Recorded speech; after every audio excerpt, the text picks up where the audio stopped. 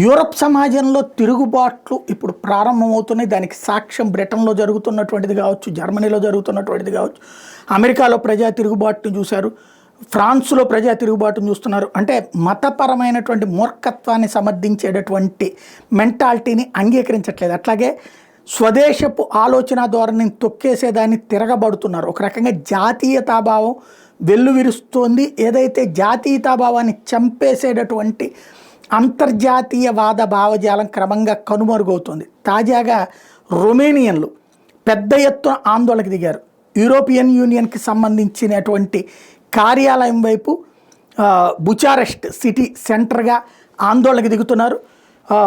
Europe సమాజపు యొక్క ఉనికిని భగ్నం చేసేటటువంటి శక్తులని, చొరబాటుదారుల్ని శరణార్థుల పేరుతో రక్షించడానికి వీల్లేదు, ఆశ్రయం ఇవ్వడానికి వీలు లేదన్నటువంటి ఆందోళనలు చేస్తున్నారు.